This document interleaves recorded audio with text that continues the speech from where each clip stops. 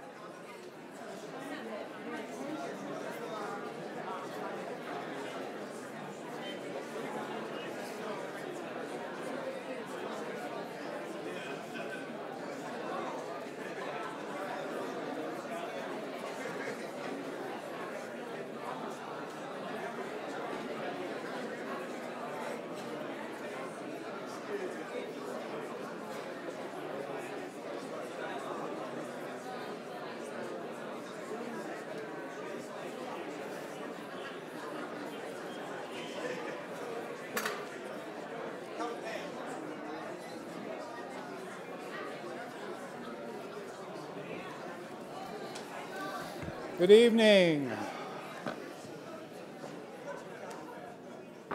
I'm David Ferriero, the Archivist of the United States, and it's a pleasure to welcome you to the National Archives and the William G. McGowan Theater this evening, and a special welcome to those of you who are joining us on YouTube.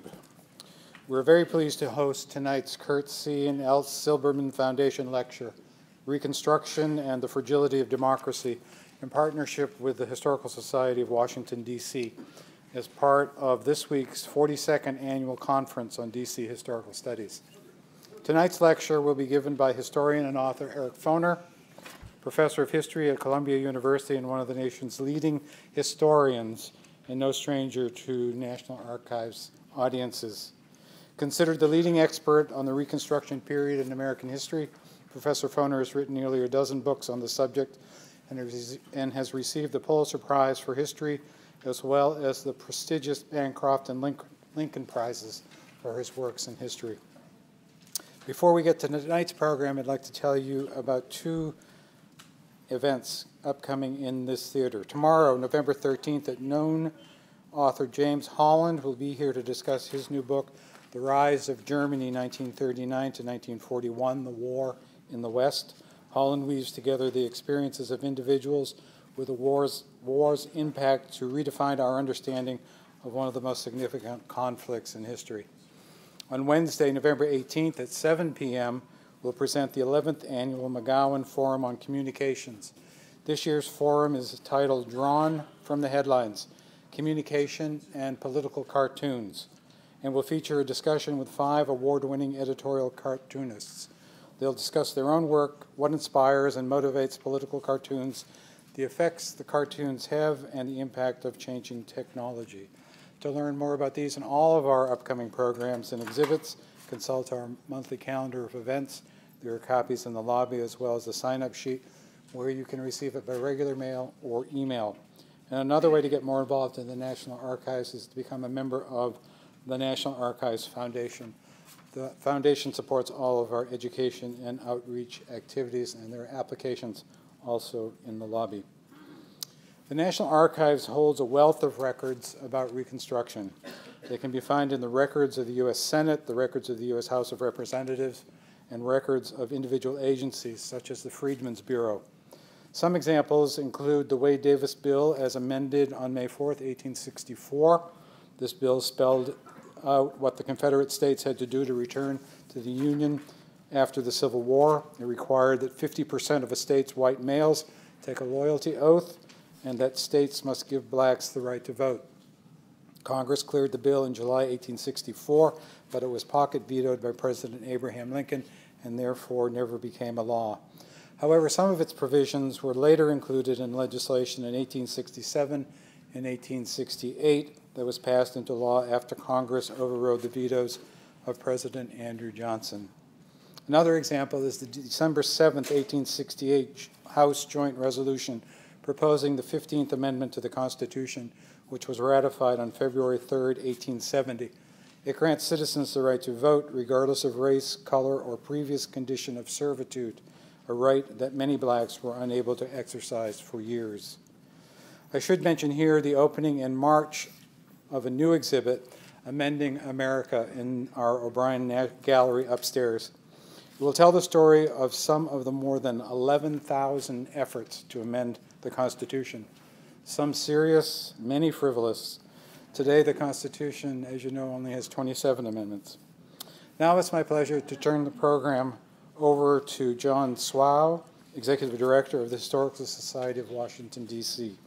John is a global expert in arts and collections management, cultural partnerships, and diversity, an accomplished arts administrator with a broad range of domestic and international experience.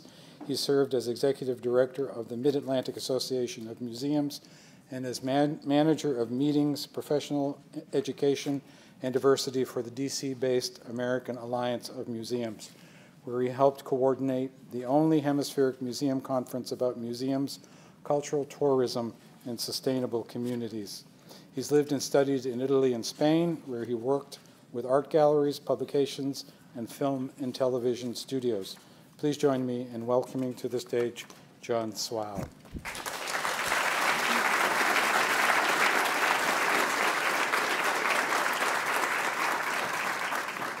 Thank you, Mr. Ferriero. I'm delighted to be here this evening as we embark on what I hope will be the first of many collaborations with the National Archives Foundation. It is my pleasure to also acknowledge that this lecture is the opening event of the 42nd Annual Conference on DC Historical Studies. The conference has been an indispensable gathering since 1974. That year, the Historical Society of Washington, D.C., the D.C. Public Library, and the George Washington University came together to discuss and support original scholarship in the history of local Washington, D.C. and its metropolitan area. The conference begins this evening and runs through Sunday. Most sessions take place at our headquarters at the historic Carnegie Library on Mount Vernon Square. And you'll find information on the great sessions and networking opportunities in the handout you received as you entered tonight. The Historical Society has been collecting, interpreting, and sharing DC history for over 121 years. Today we offer the public invaluable research, collections, public programs, and workshops. We are a major destination for school groups from elementary to graduate levels. I look forward to welcoming you all to the conference and our upcoming exhibition and events. We welcome your support as volunteers, docents, and donors. Tonight, I am pleased to introduce to you a trustee of the Historical Society, Deborah Friedman. It is our good fortune that Debbie is also a trustee of the Kurt C. and Elsa Silverman Philanthropic Foundation, which has made possible tonight's lecture. Debbie? Are you there?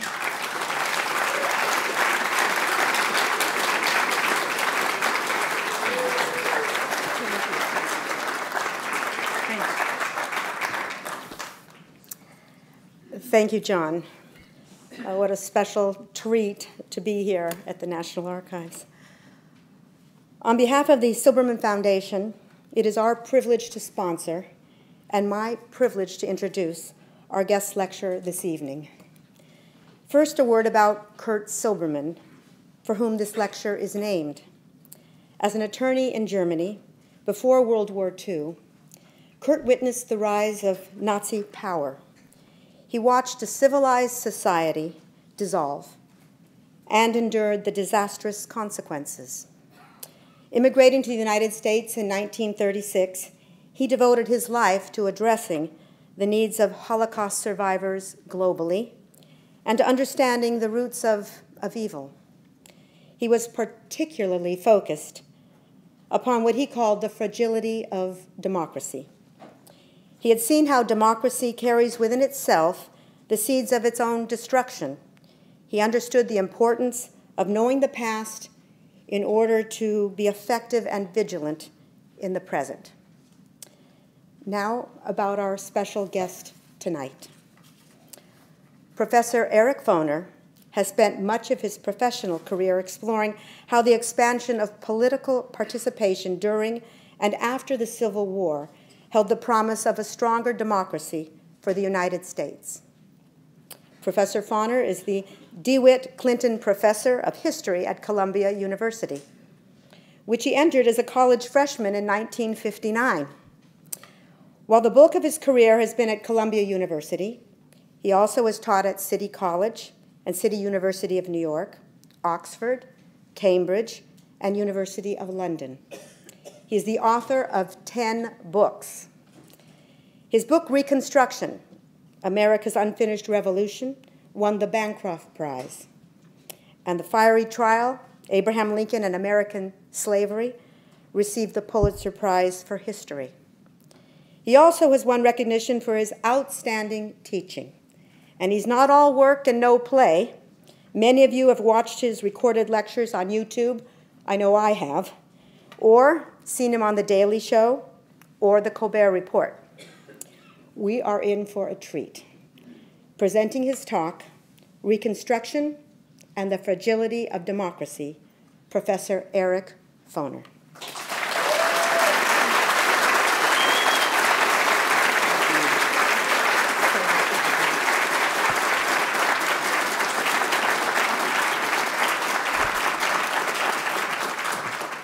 Thank you very much for that kind introduction, and thank you all for coming out this evening. It's a great pleasure to be here back at the National Archives, where I have spoken a number of times, and to take part in the conference the Historical Society of Washington, D.C. is having now this weekend. When I'm finished speaking, I would be delighted to answer questions or field comments for a while, so please feel free. There are these two microphones on either staircase, and people who want to ask questions should go to the mics when I'm done, so just bear that in mind so that everyone else can hear you. As you know, I'm sure, that in around 1830, Alexis de Tocqueville came to the United States from France in order to study prisons in the United States. But after he was here for a little while, he decided he was studying the wrong thing, and that to really understand America, he should study democracy, which he actually disapproved of as a kind of upper-class Frenchman, but he understood that the democracy that was developing in the United States was sort of the preview of what Europe would be going through in the future. So democracy has always been pretty central to our concept of ourselves as a nation. But as the title of the lecture and as was mentioned, the question of the fragility of democracy has also been persistent here. The fragility of democracy is not just a historical question. It's a problem today. The inordinate influence of money in our political system, efforts in many states to limit the right to vote, to take the right to vote away from people who've been exercising it.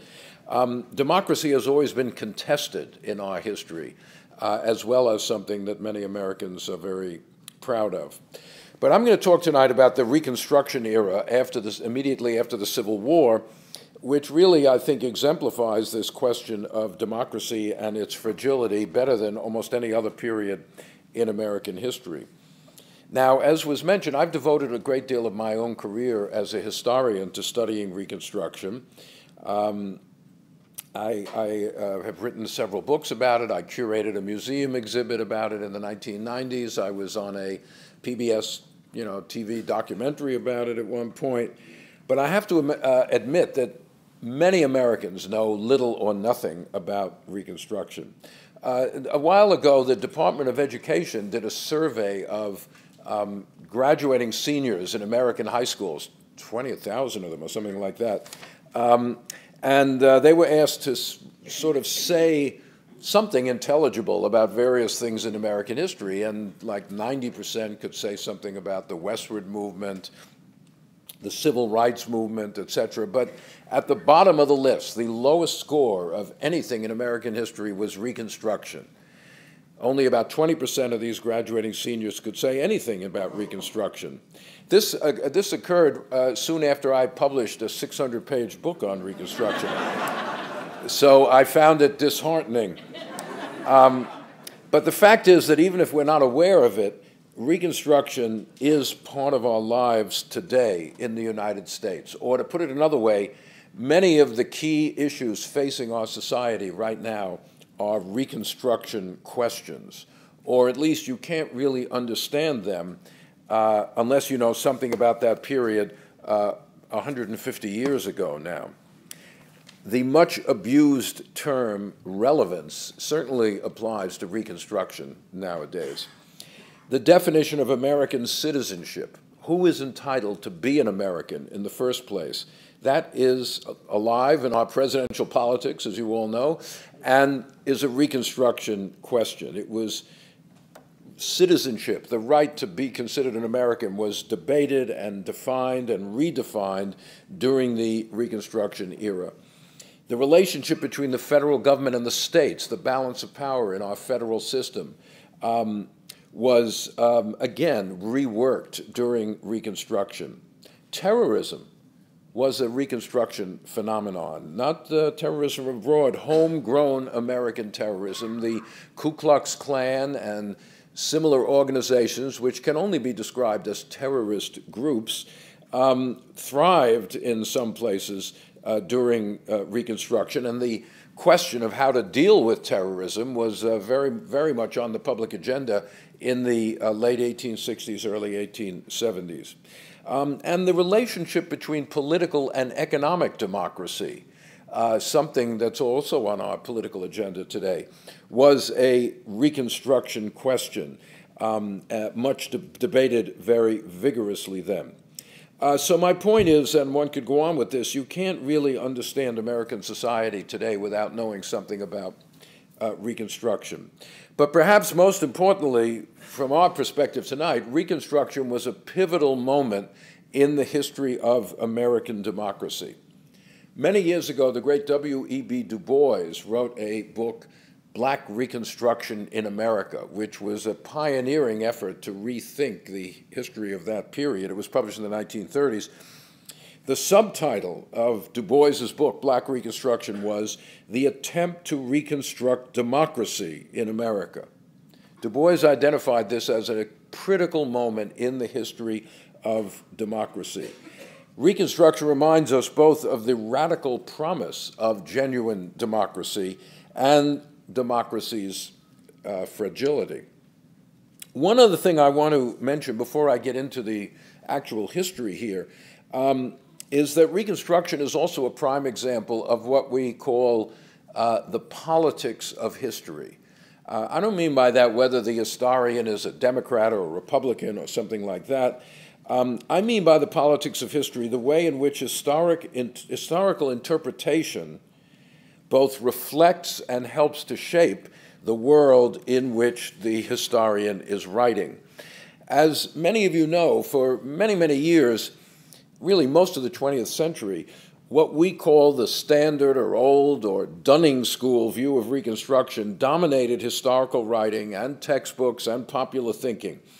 In a very quick nutshell, in that view, Reconstruction was the lowest point in the whole saga of American democracy.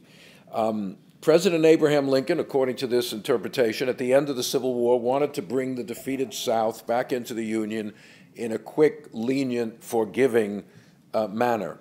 After his assassination, his policy was continued by his successor, Andrew Johnson. But Johnson was thwarted, according to this view, by the villains of the piece, the radical Republicans in Congress, motivated either, depending on which book you read, either by a vindictive hatred of the South or the desire to fasten the grip of Northern capitalism upon the South, or simply the desire to keep the Republican Party in power. Whatever their motivation, they overthrew Johnson's lenient plan and imposed black suffrage, black male suffrage, the right to vote for black men, in the defeated South. According to this view, black people were just incapable of exercising democratic rights intelligently. They should not be part of political democracy. And what happened was an orgy of corruption and misgovernment presided over by carpetbaggers, that is, Northerners who came down to reap the spoils of office, scalawags, as they were called, white Southerners who abandoned their race and cooperated with blacks, and the African Americans themselves. Eventually, according to this view, the patriotic societies like the Ku Klux Klan overthrew these governments and restored what was politely called home rule, or what we would call, honestly, white supremacy in the South. This view received its scholarly impression over 100 years ago at my university, Columbia University, in the work of William Dunning, John Burgess, and a whole slew of their graduate students who published studies of Reconstruction in various states. It reached a broad audience with the film Birth of a Nation, which celebrated its 100th anniversary this year, which glorified the Ku Klux Klan. And in the 1920s, one of the great bestsellers of that era, The Tragic Era by Claude Bowers. So what about the politics of history? This view had an amazing longevity. We historians make our living by overturning previous interpretations, right? That's what we do.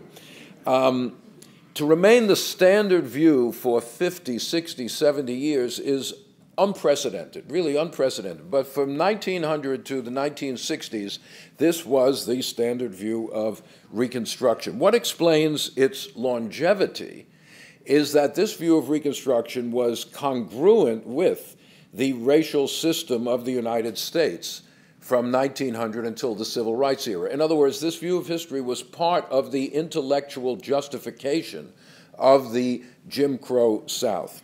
The lessons of that old view were very clear. One, it was a mistake to give black people the right to vote. They misused it. Therefore, any effort to restore the right to vote to black people, it had been taken away around 1900 in the southern states, any effort to restore the right to vote should be resisted because it would just lead to another example of the horrors of Reconstruction. Secondly, Reconstruction was imposed on the South by Northern outsiders. Maybe some of them were even motivated by humanitarian sentiment.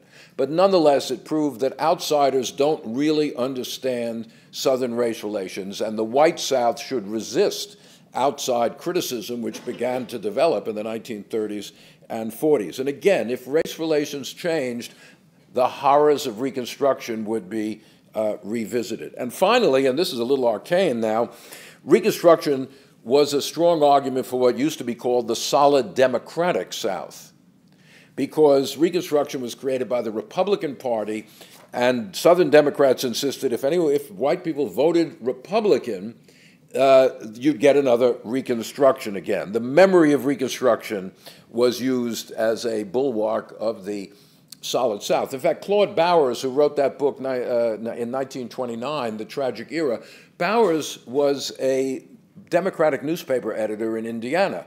And he wrote that book because in 1928, for the first time since Reconstruction, Republicans, Herbert Hoover, the Republican presidential candidate, had carried some southern states because many white Southerners were not willing to vote for Al Smith, the Democratic candidate, a Roman Catholic. And Bowers was writing that book about Reconstruction. He didn't care about Reconstruction. He cared about warning people in 1928-29 they should not vote Republican anymore in the South. This is what's going to happen if people continue as they did to vote for Hoover then. So that's the politics of this old view. When the Civil Rights Revolution came about, the pillars of this old interpretation completely fell to the ground. Once you eliminate the racism, once you eliminate the idea that black people are somehow incapable of being part of democracy, then the whole edifice crumbled, and the era was completely reinterpreted. Today, I think most historians see Reconstruction as a noble, if failed, effort to establish, for the first time in American history, interracial democracy. The tragedy, we now think, was not that Reconstruction was attempted, but that it failed, and that therefore it left to subsequent generations this difficult problem of racial justice in the United States. Now, to understand how radical Reconstruction was and how it reshaped American history in significant ways, we have to go back briefly to before the Civil War and just remember what the situation then was. As you know, on the eve of the Civil War in 1860, there were 4 million slaves in the United States. There were also 250,000 free black people, half of them more or less in the North and half in the South. But they were by no means included in democratic rights. Black men in the South, of course, have virtually no rights, free ones. In the North, they could not vote except in a handful of states in New England. In other words, democracy was for white people in the United States before the Civil War. And this was the power of slavery, with the most important economic institution in the United States before the Civil War, by far, shaping the concept of nationality, of citizenship and democracy. On the eve of the Civil War, the law of the land, as laid out by the Supreme Court in the Dred Scott decision of 1857, was that no black person could be a citizen. Didn't matter, forget about slaves. Free black people born here could not be a citizen of the United States. Citizenship was for whites only.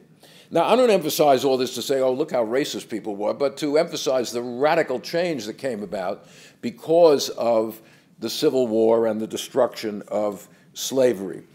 The political scientist Benedict Anderson, in a book about 20 years ago, coined a phrase to describe nationhood, he called it the imagined community. A nation is not just a set of boundaries on a map, a physical space, but it's a kind of intellectual idea as well, an imagined community, people's concept of who is and is not part of the nation.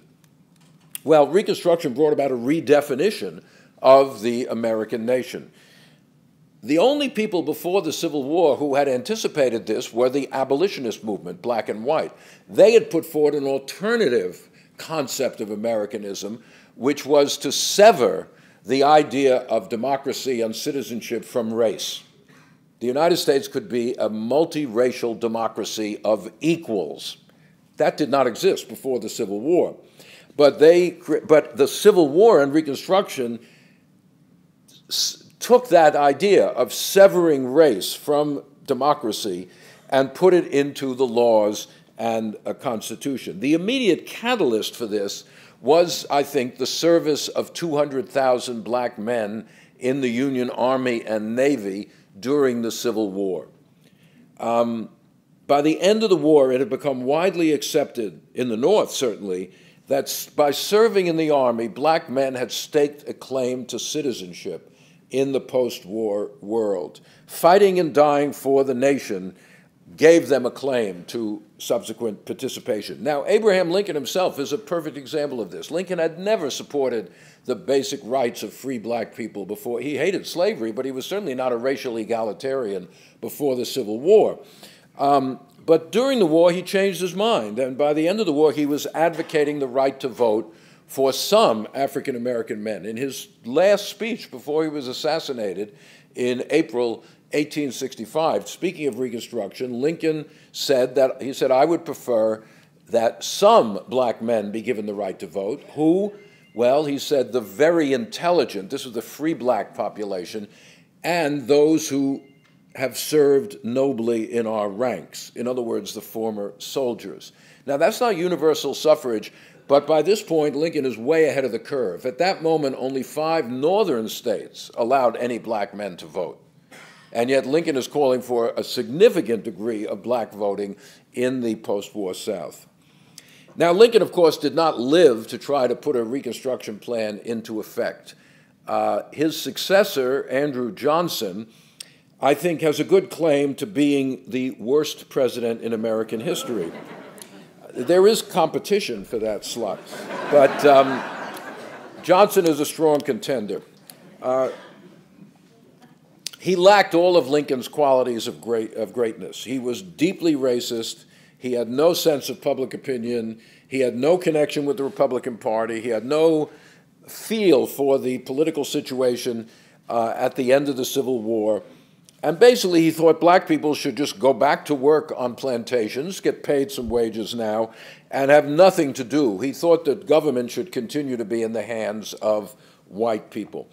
Johnson set up new governments in the South in 1865, in the months after the Civil War, completely controlled by white Southerners. He opposed blacks voting anywhere at any time. These new governments passed a series of laws which we call the Black Codes, which tried to use the power of state governments to force the former slaves back to work. They basically made it a crime for black people not to go to work for a white person.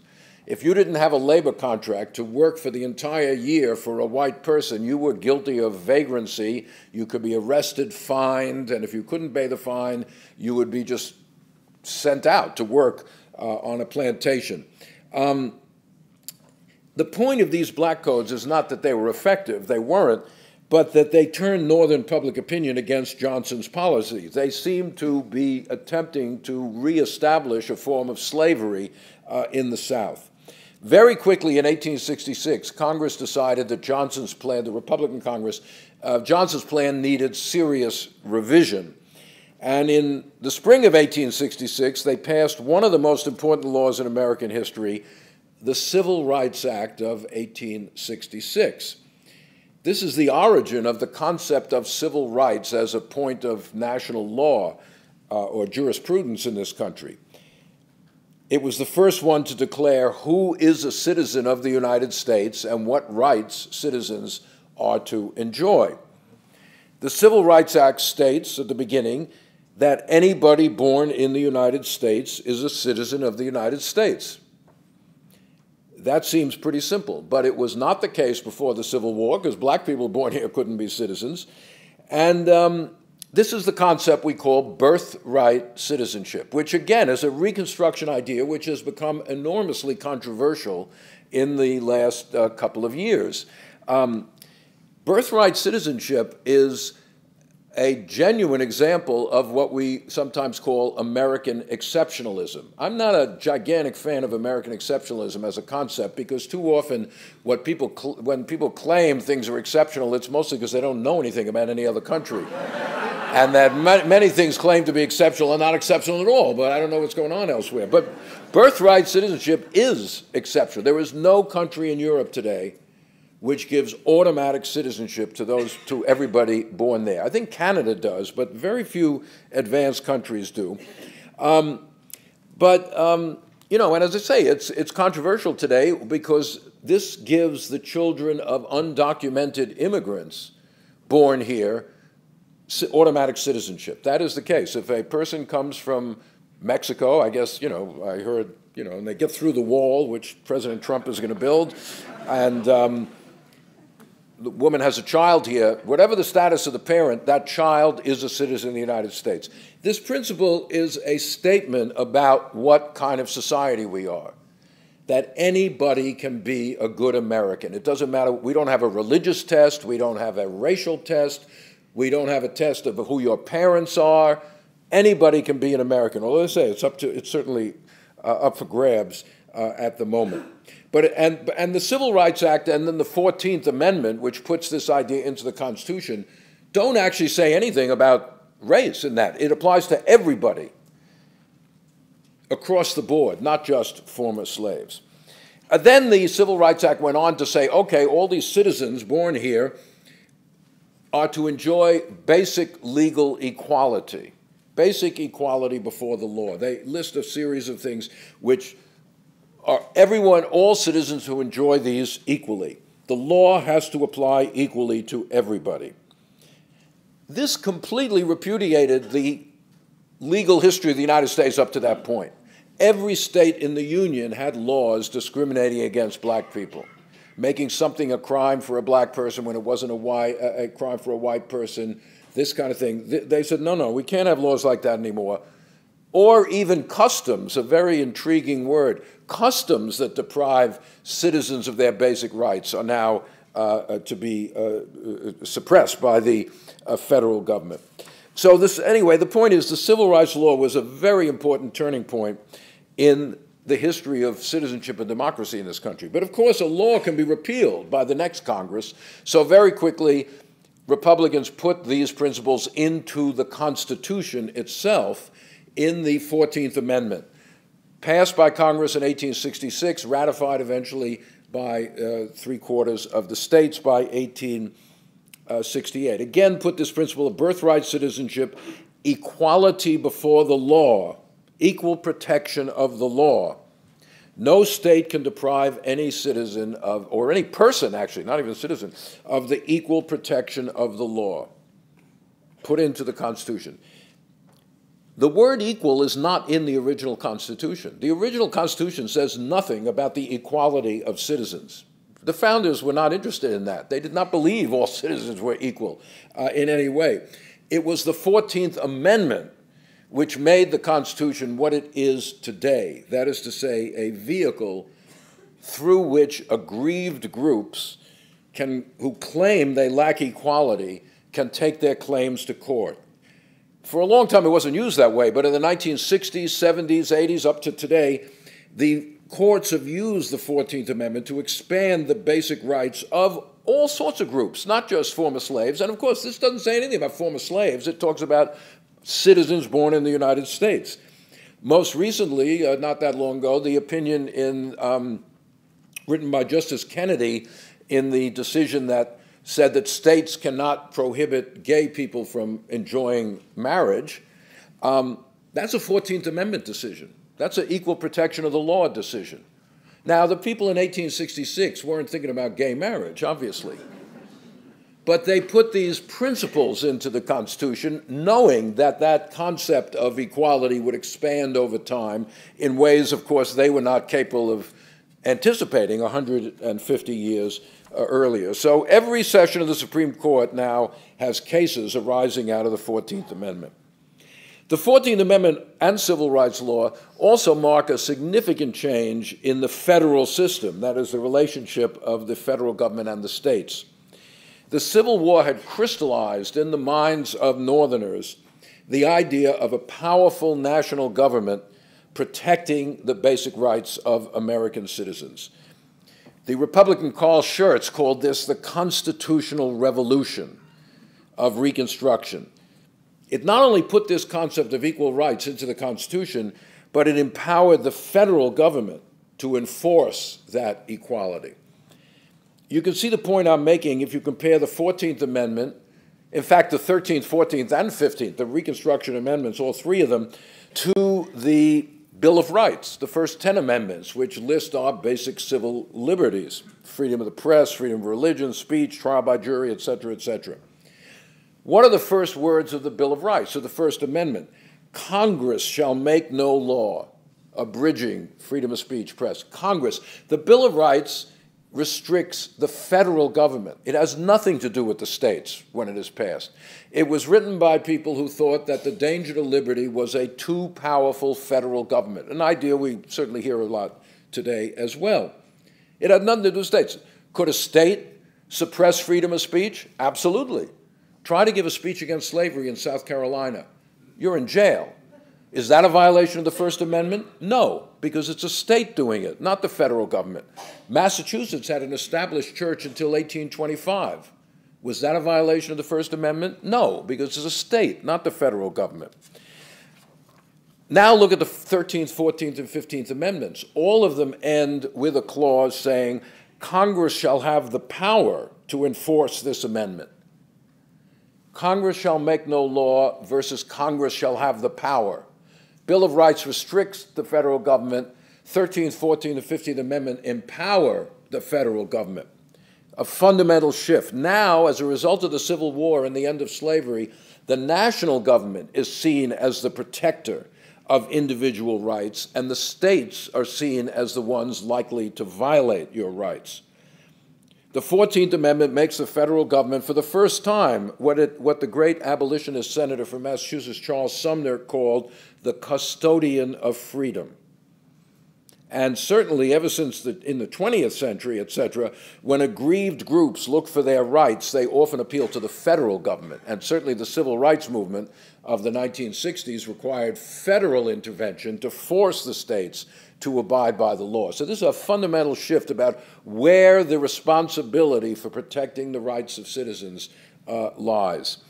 Federal authority, the federal courts, which have overturned over and over state discriminatory action, and that is a Reconstruction principle. Now, so far I haven't said anything about the right to vote. The Civil Rights Act, the 14th Amendment said nothing about the right to vote. But soon thereafter, Congress decided that the governments that had been set up, the all-white governments that had been set up by President Johnson, were just no good. In fact, they were worse than no good. They were terrible. And decided there had to be new governments in the South based on manhood suffrage. No state at this time gave women the right to vote. We're talking about which men ought to have the right to vote. In 1867, Congress mandated that black men should have the right to vote in creating new governments in the South. Didn't apply to the North at that moment.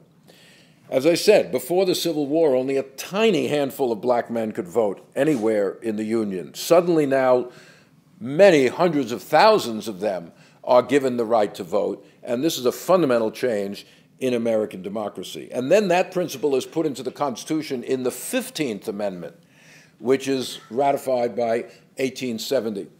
But the 15th Amendment is a little bit different from the 13th and 14th. The 13th just abolishes slavery. Slavery can no longer exist in the United States. The 14th establishes the principle of citizenship and equal rights. The 15th is meant to give black men the right to vote throughout the nation. but it is not, it is phrased in a negative manner. The radical Republicans wanted an affirmative 15th Amendment, which said something like, all men age 21 and over have the right to vote. That would have been pretty simple, but that's not what they did.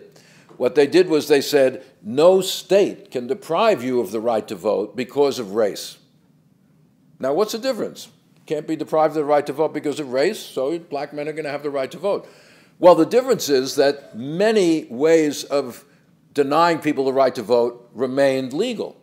The first one was gender, right? Women could be denied the right to vote, because that's not because of race, right? That's because of gender, and not until the 19th Amendment did that change. And even things being done today, like, changing where people, the early voting or demanding driver's licenses to vote and all this kind of thing, those don't say anything about race. The 15th Amendment almost inadvertently allowed for numerous ways. When southern states did, around the turn of the century, take the right to vote away from black men, they did not do it by laws saying, hey, black men can't vote anymore, because that would have violated the 15th Amendment. They did it through poll taxes, literacy tests, understanding clauses, which on the face of it were not racial, but in fact were administered in a way to eliminate entirely black voting. So there was a kind of flaw in this interracial democracy from the beginning, which opened the door to serious, serious restrictions on the rights of black men in the South. Well, anyway, the Reconstruction Act of 1867 inaugurates the period we call radical Reconstruction, in which these new governments came to power in the South and had many remarkable accomplishments. For example, the black men voted, they held office at all levels of society. It was not, as the old Bowers and others claim, black supremacy. No, most of the offices remained in the hands of whites, but the idea that there were probably up to 2,000 black elected officials in the South during Reconstruction was a pretty amazing change in American democracy. My count, and this is not totally, I have seen reference to 3 black elected officials before the Civil War, one in Massachusetts, one in Oberlin, Ohio. Now there are thousands of them. Quite a change in how our political system operated. These governments established the first public school systems in the South, the first state-supported public school, hadn't managed to have that under slavery. They tried to rebuild the Southern economy. They tried to protect, to some extent, the rights of black laborers on the plantations. It was a remarkable experiment in democracy. But, of course, former slaves coming out of slavery had needs other than voting and holding office and that kind of thing. They came out without property, without any economic wherewithal, and of course, they said we need economic democracy as well as political democracy. The phrase which reverberated throughout the South, which many people have heard of, even though they don't know anything about Reconstruction, was 40 acres and a mule. That was a symbol of the African Americans saying, we want an economic foundation for our freedom. We don't want to just be totally dependent on white employers. Give us land, they said, and then we will be truly independent. Well, of course, that did not happen. Andrew Johnson very early turned land that had come into the hands of the federal government back to its former owners. In other words, the political revolution went forward, but the economic revolution that might have accompanied it did not. Even though there were people like Thaddeus Stevens, the great congressman from Pennsylvania, who wanted the federal government to confiscate land in the South from the plantation owners and distribute it among the former slaves, this never was enacted. Most African Americans remained poor, impoverished, with little alternative but to go back to work for white employers. But the political revolution was dramatic enough that, as I said, it inspired a violent counter-revolution, the Ku Klux Klan and groups like that, which used terrorism to assassinate local officials, to intimidate people, to try to prevent them from voting, and to try to overturn these new Southern governments. Violence was successful in undermining Reconstruction in many parts of the South. But hand in hand with that went a retreat by the 1870s on the part of the North from this ideal of equality, a reluctance to intervene anymore in Southern affairs, and one by one these Reconstruction governments were overturned until by 1877, when we generally date the end of Reconstruction, the entire South was back under the political control of white supremacist Democrats, where control would remain until the Civil Rights era. Now, in many ways, Washington, D.C., often neglected in this larger narrative of Reconstruction, offers a microcosm of this story that I have been relating. Of course, to this day, Washington, like Puerto Rico and a few other places, offers a proof that our democracy is not quite as all-encompassing as we sometimes like to think. But during the Civil War and Reconstruction, Washington offered congressional Republicans a kind of laboratory where they could put into effect some of these policies without worrying about sort of states' rights and that kind of thing. And the city witnessed battles similar to that in other places over the legal, ideological, and practical consequences of the end of slavery. Of course, Washington led the way in abolishing slavery. Congress abolished slavery here in the spring of 1862, well before the Emancipation Proclamation. The act abolishing slavery in Washington was highly unusual compared to what came later, because it not only abolished slavery, but it included money for compensating the owners. Monetary compensation, the only place where emancipation went along with monetary compensation in this period, and also money for colonizing former slaves who wanted to leave the country. Lincoln and many others at this time thought that colonization would accompany emancipation. Blacks would go to Africa or Central America or somewhere. Money was appropriated, but it wasn't spent. No black person wanted to actually leave, so they couldn't. The money was just remained in the coffers. But ironically, the compensation was meted out in a very unusual way. There was a commission set up to adjudicate only loyal owners. Only owners loyal to the United States, not pro-Confederate owners, would get monetary compensation. Well, how do you know if the owner is loyal or not? Because they all claimed to be loyal when money was, at hand. Well, often the slaves were interviewed by, the slaves were interviewed by this commission. And to say, well, was your owner pro-Confederate or pro-Union? And they would say, well, I don't know. When Stonewall Jackson defeated the Union Army, he sure opened up a big bottle of champagne, so I don't know. There were instances of owners collaborating with their emancipated slaves. They said, well, look, Joe, if you go and testify I'm pro-Union, I'll give you some of the money I'm getting. So it was a strange, because black people could not testify in court at this time against a white person. But in this commission, which was not a court situation, they were able to. And actually, it was the word of blacks that determined very often whether the owner would. So it's a kind of strange story and interesting. Then Washington went through a period of territorial government with a racially integrated legislature, like many of the southern states. But even at its peak, Reconstruction in Washington was handicapped by congressional oversight continuing, lack of adequate national funding, which made the Republicans wanted to have an ambitious public works system. Washington was a bit of a wreck, frankly, at this period.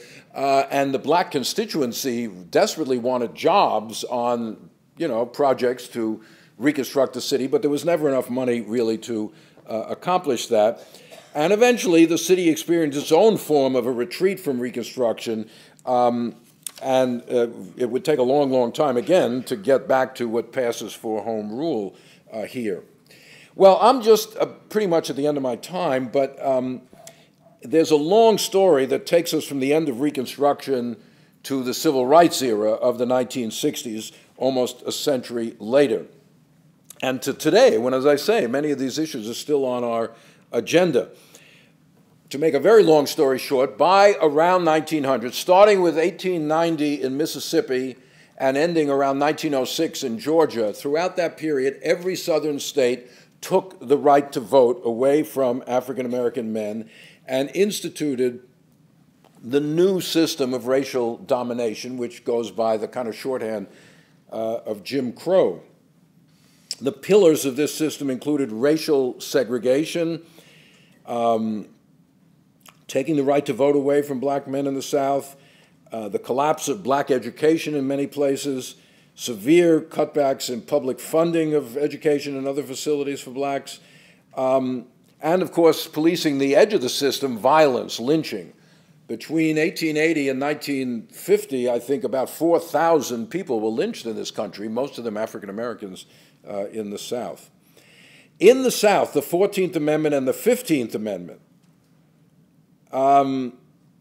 which remained on the books, were in effect abrogated. They were not repealed by Congress, but they were violated with impunity, with the acquiescence of Northern political leaders, and I have to say, with the acquiescence of the Supreme Court of the United States, which year by year issued decisions undermining the 14th and 15th Amendments. The Civil Rights Revolution later on is sometimes called the Second Reconstruction. The same kind of combination of a mass movement of people and federal leadership eventually led to the reinforcing of or the reapplication of these Reconstruction laws and amendments. So one of the lessons we might think about here from this story is that rights on the books are not self-enforcing. They're not sufficient. The 14th Amendment remained part of the Constitution, the 15th Amendment, but they were ignored for many, many decades. In other words, as an old phrase goes, the price of liberty is eternal vigilance. But the fact that these Reconstruction measures did remain as what Charles Sumner called sleeping giants in the Constitution, provided a legal basis for the Civil Rights Revolution when it arose in the 1950s and 60s. You know, in South Africa, in the 1990s, when apartheid was overthrown, they had to write a new constitution because the constitution they had was an apartheid constitution. We did not need a new constitution. We did not have one. There was no change in the Constitution as a result of the Civil Rights Revolution, except a small thing, eliminating poll taxes. What we needed was for the old Constitution to be enforced. And eventually it was a century after the first Reconstruction. Now, during the Civil War, Thomas Wentworth Higginson, an important abolitionist from Massachusetts, who was a commander of black soldiers, the 1st South Carolina Volunteers, in the Civil War, and later wrote a famous book, Army Life in a Black Regiment. Higginson remarked, "Revolutions may go backward." And in a sense, he was warning of the fragility of democracy. Reconstruction was a revolution that went backward. And in some ways, we are still living with the consequence of that history. So thank you very much for listening.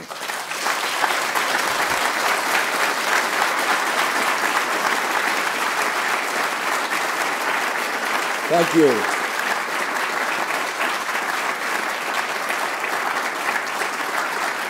Thanks very much. As I say, I welcome people making comments or questions. The microphones are over here, so the first gentleman, go ahead. Thank you very much. Thank you for your presentation. Given the hostility that many Southerners felt just toward the very presence of black people, and many Northerners had no commitment to equality the way we understand it today, what do you think could have realistically been done in 1865, 66 to bring, so we wouldn't have had to wait 100 years to even begin? Yeah, well, you know, that's what we call sort of counterfactual history. It's hard to say, you know, but this is a problem of historical study altogether. At any historical moment, let us say the moment we're living in right now, there are always many options available. We do not know what is going to happen, right? Nobody knows what's going to happen tomorrow, next year, etc. the historian knows what happened. That gives us tremendous advantage, right? We can write a narrative explaining what happened, but the problem with that is it sort of makes everything seem inevitable. Everything is inevitable after it happens, but it's not necessarily inevitable before it happens. And I don't think the failure of Reconstruction was totally inevitable. I think it is possible to imagine scenarios where, I'm not talking about utopia on Earth, the transition from a slave society to a free society would have been fraught with difficulty under any circumstances. But I think it's possible to imagine further enforcement of the laws and constitutional amendments, which would have maybe given Reconstruction more staying power. We can explain why that didn't happen, but I'm not sure I would say that was inevitable and there was no other alternative possible. I think if a more vigorous willingness to enforce these laws and constitutional amendments were in existence, then maybe Reconstruction would have lasted longer and some form of actual democracy would have sunk deeper roots in the South. Maybe, as I say, that's counterfactual history, and it's hard to know if that really was possible or not. Over here, yeah. To amend the Constitution, you needed 3/4 of the states. Oh, say that again? To amend the Constitution, you needed ratification. Two-thirds of Congress and 3/4 of the states, right. When did the southern states come back? Well, that's a great question, because Lincoln always insisted, by the way, let me just parenthetically say, the 13th Amendment, which abolished slavery, as if you saw a movie, you noticed that Lincoln was very active in doing that. But by the way, that's Hollywood, that's not history.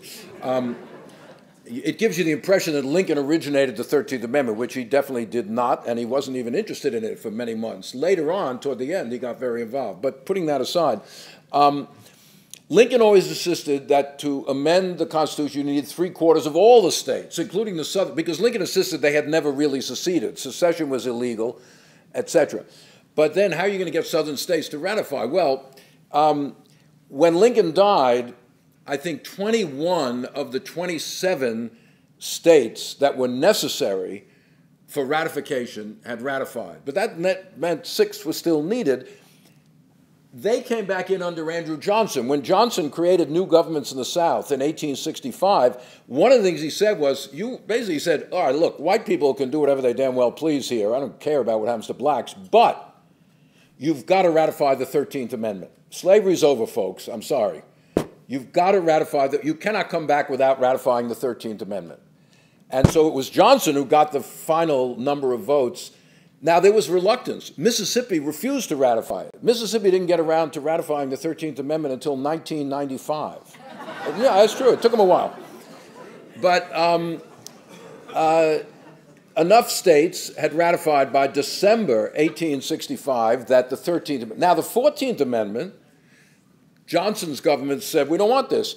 But the new governments that was set up, the radical Reconstruction governments with black voting, they all ratified the 14th Amendment, or enough of them to get it through. So it was an interesting political debate about, now there were people in Congress that said, forget it, they're out of the Union, that we shouldn't count them. It should be only 3/4 of the northern states, because they're not here. What is this? We pass things through Congress when the Southerners are absent. We don't say those votes have to be counted. So what is this? But Lincoln and Johnson and others, no, this would recognize secession if we say they don't have to be counted. So it was a complicated thing. But eventually they got enough southern states to ratify this by forcing them to do so that they became part of the Constitution. Now, people have gone to the Supreme Court over time and say, hey, these things were not really ratified. And the Supreme Court has said, get out of here. We are not touching that one with a 10-foot pole. They're part of the Constitution, and forget it. Tough luck. You said Reconstruction ended in 1877. Well, that was a deal, wasn't it? In the election of 1876, there was. Yeah.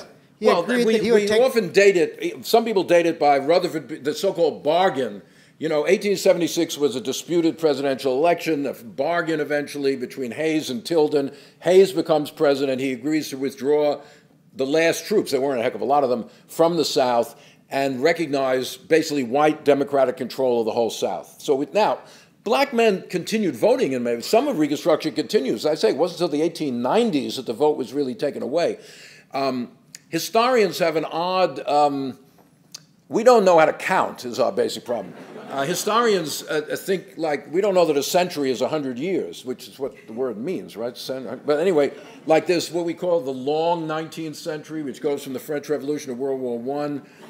And there's the long Civil Rights era, and now there's the long Reconstruction. People are saying, no, it's not 1877. Reconstruction in one form or another goes all the way to 1900. So they're expanding the concept of Reconstruction to include the 1880s, which is fine. I mean, a lot of important stuff. No, 1877 is not just the end of everything. It is an important turning point, but in some ways, Reconstruction continues after that. So it's a good point. Yes? So you spoke about the enduring legacy of the Dunning interpretation that lasted pretty much up until the Civil Rights Movement. And so now we've had 50 years of scholarship or more where a different interpretation has taken hold. So I want you to talk about the enduring legacy still, particularly in the white South, of that Dunning interpretation. I lived in the rural South for a long time, and I'm thinking particularly of the Andrew Johnson National Historic Site, which is not run by a bunch of yahoos. It's run by the National Park Service, and it's called, like on the big sign it says Andrew Johnson, Defender of the Constitution. Look, I've been there. I know. Forget it. You're not going to change. And so I guess what else came out of Greenville, Tennessee? Johnson is the man. So they're not.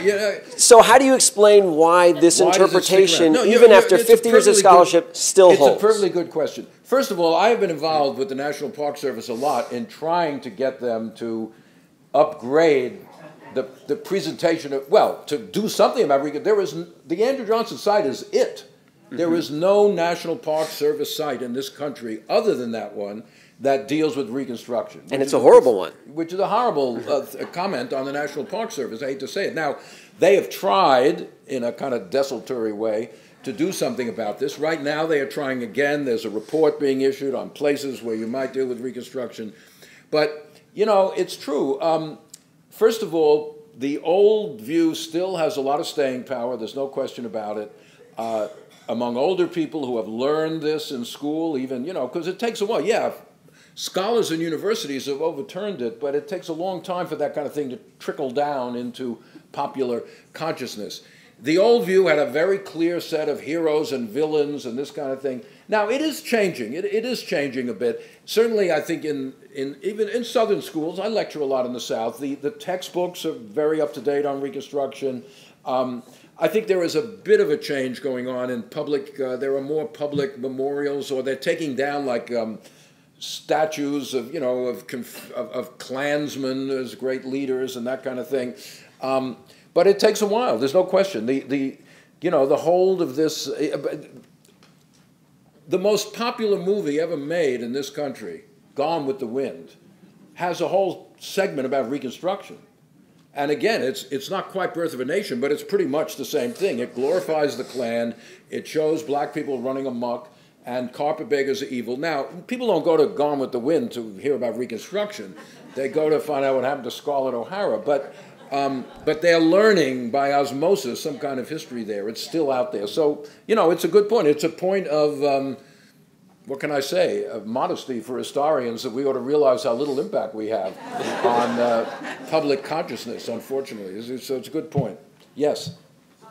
Could you explain in a little bit more depth why 150 years after the Civil War, or more than 2 centuries after the creation of this country, the District of Columbia, which was originally part of the original United States, is the one place where there's no guarantee of a Republican form of government and no democracy? I'm sorry. I agree with you entirely, but I have no idea.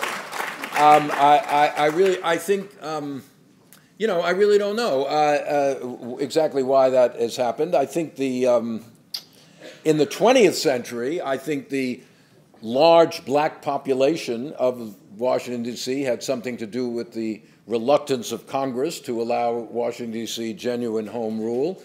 If one were going to, make Washington a state, let us say, and it has a higher population than a number of states, this would be 2 more Democratic senators, let's say, presumably, So therefore, Republicans in Congress are not going to be too happy about that. You know, there's always immediate political kind of pros and cons for it. But I do not claim to be an expert on the history of Washington, D.C. But you know, we have the Historical Society of the District of Columbia represented here. So I say, ask these guys in the front row about that, and they'll give you the answer. Okay? Yeah. I'm now going to put Tennessee in a better light with my question. How are you? Yes, thank you.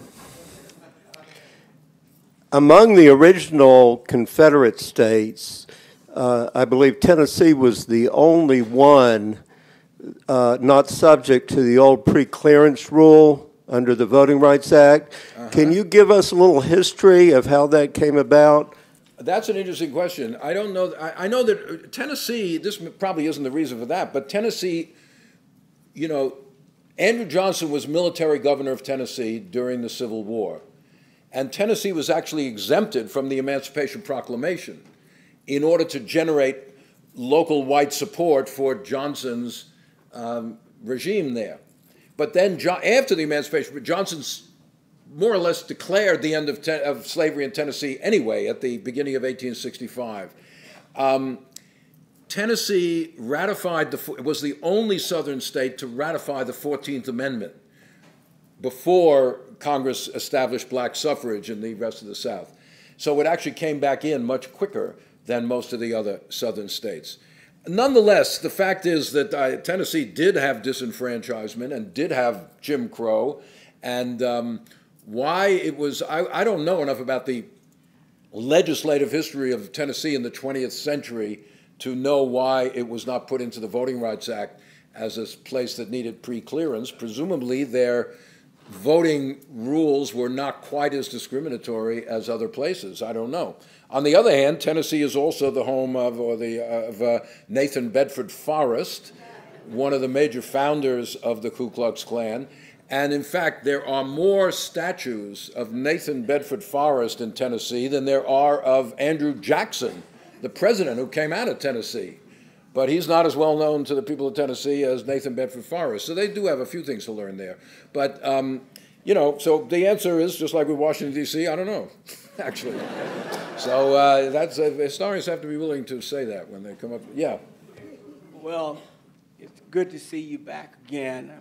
I guess this is my third time with you. And without giving too much credit to the folks who ran Reconstruction, you said that Reconstruction was a failure, but during Reconstruction, or during that period, we got the creation of the historically black universities that educated a lot of black people. We got public schools, as bad as they were. We got a black population that by the end of the 19th century had created wealth for itself. So I think that you got to give some credit to those freedmen who worked with their scalawags and the others to create a Reconstruction that did have some positive results. You know, I don't disagree with you at all. In fact, I think that's a very good point. When I say it was a failure, I do not want to undercut the many successes it had. It's a failure in failing to permanently establish these basic rights for people that were put into the law and Constitution. But you're absolutely right. There were many things that were accomplished in Reconstruction which were not wiped away. As you say, public schools, black universities come out of Reconstruction. Just the creation of a black community, independent black churches, very important, really are created as large-scale institutions in Reconstruction. So I appreciate that comment, because I do not want to denigrate the people, black and white, who worked in those governments who really did try to make the South a much better place. So the failure is really a national failure to fundamentally enforce the law, which is what government ought to be doing. So I accept that point. I do not want to leave the impression that nothing was accomplished in Reconstruction. Far from it. Yes? When you spoke of American exceptionalism, you said sort of compared to what? And what struck me later was that the 13th Amendment applied to women and the 14th Amendment did not. It's certainly true. The 13th Amendment applies to everybody. Nobody can be a slave in this country, man or woman. That's absolutely true. The 14th Amendment applies to everybody. No, when it says birthright citizenship, there's no gender bias on that. Equal protection of the laws. That doesn't say anything about women or men. Equal protection of the law. The 14th Amendment has a gender thing in the second clause, which deals in an indirect way with voting, which basically says if states deprive any group of men of the right to vote, they lose representation in Congress. But if they deprive women of the right to vote, no penalty. That alarmed the women's rights movement very much. That is a gender distinction. But the first clause, equal protection, due process, liberty, birthright citizenship, has no gender thing. Now, the fact is, that is constitutional law. It is being superimposed on common law. The common law of coverture, as we call it, grossly discriminated against women. It said that a married woman has no legal identity other than through her husband, cannot own property on her own, cannot sign contracts on her own. And it's a good point. The clash between constitutional law and common law, and I'm not a lawyer, but this was being fought out in Reconstruction. So I'm certainly not saying that women enjoyed the same equal rights as men. Clearly they didn't.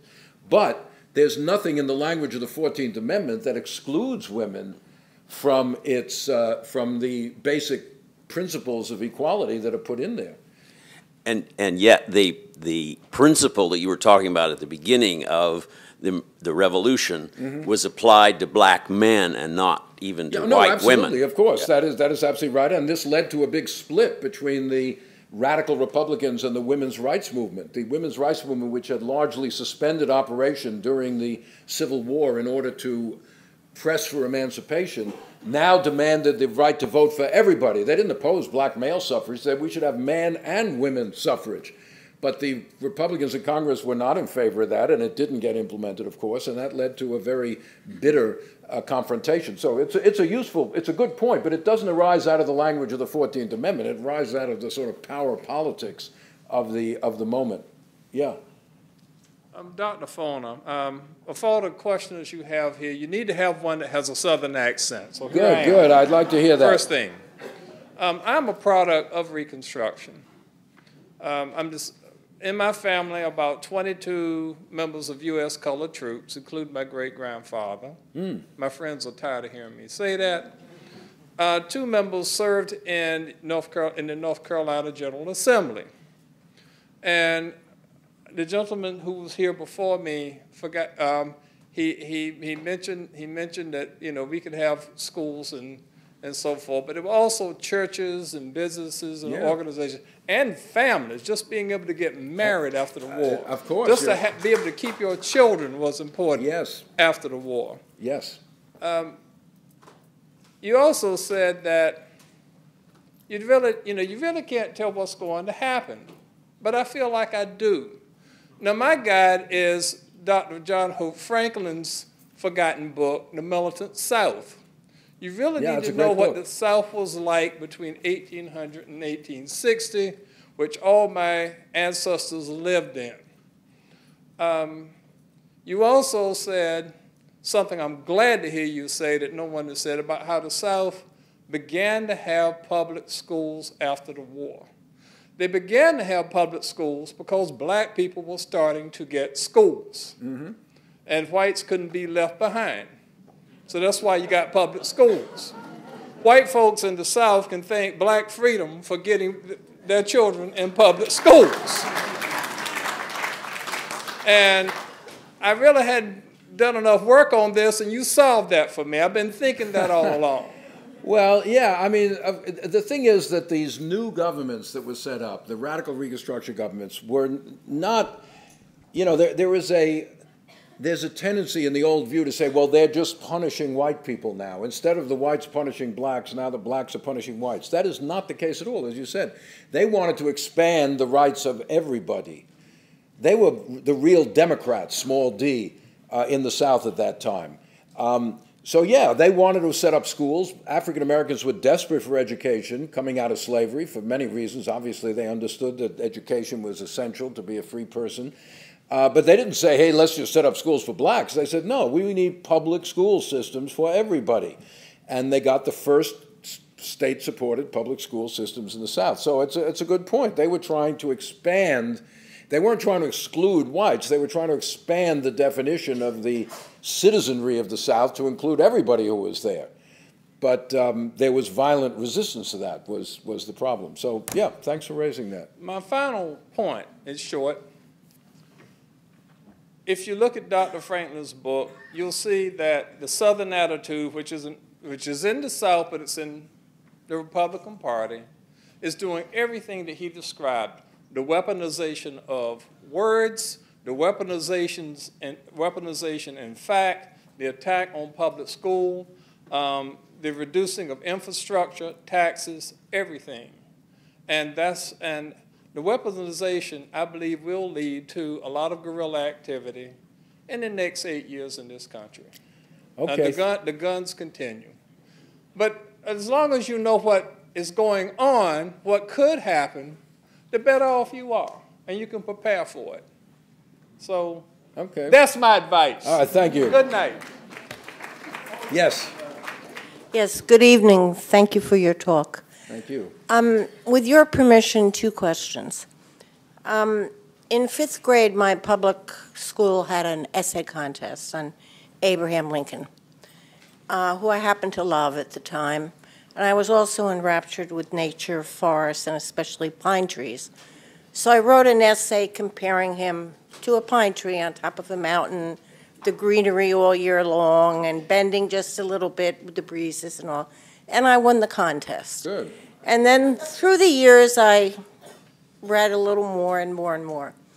But I'm not trained as a historian, so I remember reading a book, I believe it was called Team of Rivals. It was called, Team of Rivals. Yeah, of course, Doris Goodwin, yeah. Yeah, Doris Goodwin, right.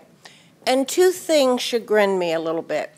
Number 1, she pointed out that Lincoln never, this goes back to your pre-Reconstructionist comments, she pointed out that Lincoln never really aligned himself with the abolitionist forces. Right. And I'm wondering if that was a kind of deliberate political calculation, given all the states and the organizations and political tendencies and shifting coalitions, or whether you see it more as a matter of the lack of kind of moral political will.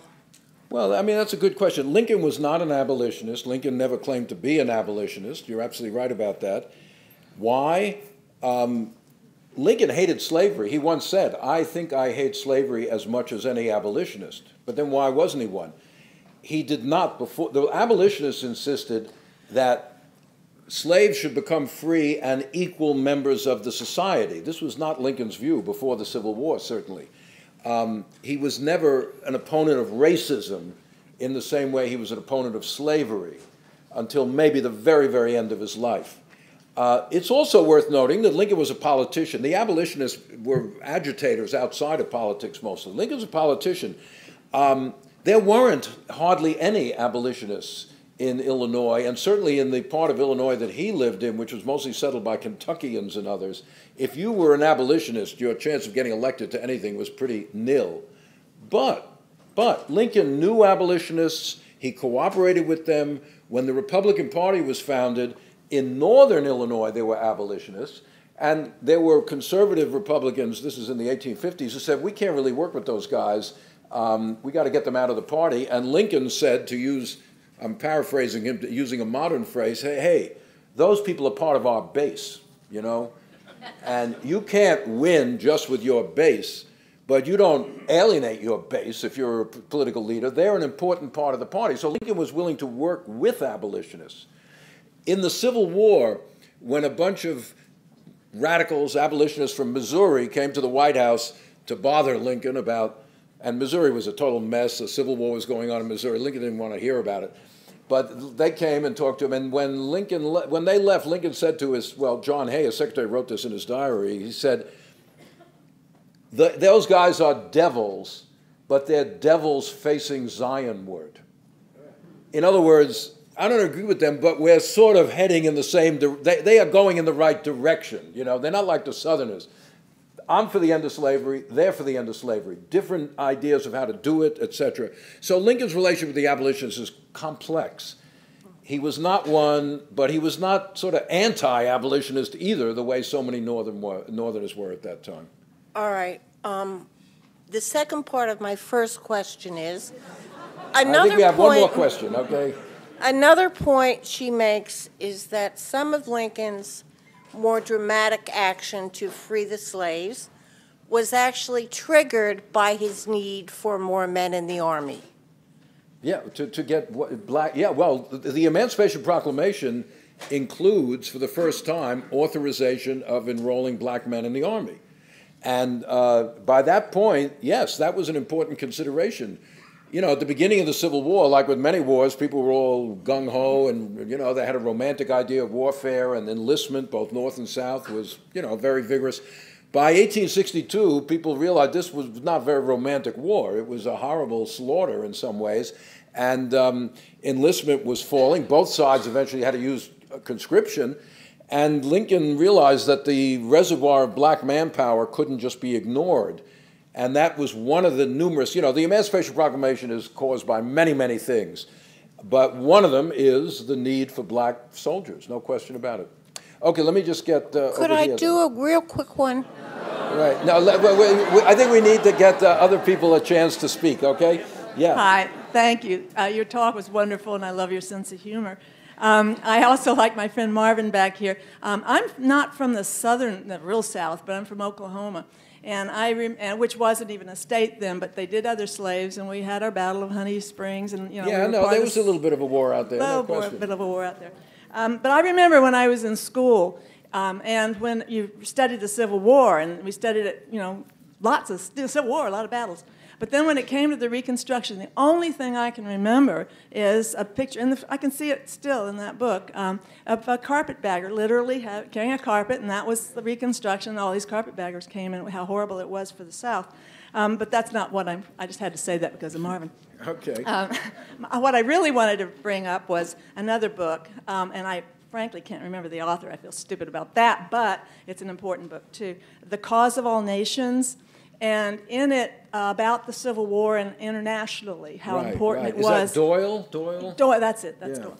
At any rate, one of the major points, and comes through in this book over and over, is how internationally, how important the other countries were looking at us as a model of democracy. Yes. And if we lost the Civil War, then what did that mean for France and other countries that were struggling with the same kind of wanting a democracy? Of course, they were always going up and down in theirs. And then that makes me also think, okay, is there a model? Well, then about slavery. There were other countries like the UK, like Brazil, there were other countries that gave up their slaves and didn't have a civil war. Is there a model? Is there some model of another way that the world can happen? You know, that's, well, first of all, I mean, it's a good point because American historians, the latest tendency or trend, which is valuable, is to look at American history in a more global perspective, which can add new ways of thinking, which is fine. At the time, people were very aware of the international implications of the Civil War. Lincoln, certainly himself, I mean, that's what the Gettysburg Address is about, right? That this war is about whether democracy will perish from the earth, not just from the United States. The idea was that the U.S. was a symbol of democracy, a representative of democracy, and if the government was sort of destroyed, it would be a blow to democracy everywhere, not just within, this continent, so to speak. Could slavery, yes, many places have had slavery, many places have abolished slavery. In Haiti, it was abolished by a violent revolution of the slaves. In the British Empire, it was abolished by the British paying them all, basically. They abolished slavery in the West Indies and then paid gigantic compensation to the owners. Lincoln proposed that, you know, here. In the first and second year of the Civil War, Lincoln was constantly proposing compensated emancipation to the South. He asked Congress to pass a constitutional amendment authorizing that. He went to Delaware early on to the representative. Delaware only had 1,800 slaves. He said, let's get the ball rolling. We'll buy all your slaves. We'll free them. Delaware said, no way. We're not interested in this, Lincoln. Get out of here. We want our slaves. In other words, peaceful means of getting rid of slavery were tried in the United States, and they failed. The problem is the South didn't want to give up its slaves. They wanted their slaves. So I have never seen a plausible scenario for the peaceful abolition of slavery in this country. War is a horrible thing. I do not glorify the Civil War, but as Du Bois said, and I'll finish with this, in Black Reconstruction, war is violence, anarchy, slaughter, but sometimes good comes from it. And in this case, the good that came from it was the destruction of slavery, which couldn't have happened in any other way. Okay, I guess we are finished, so thank you all very much.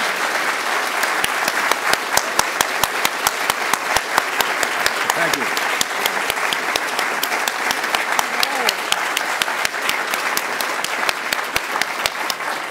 Thank you so much, Professor Foner. I'm Jane Levy. I am the chair of the Historical Studies Conference this year. It's been my great pleasure to work on this project, to see all of you here. We have a reception upstairs, which is why we're cutting off the conversation from the podium. But I think we'll be able to continue it upstairs, and so please join us for more. Great. Okay, thank you all. I'm going to just go and get my bag to take with me.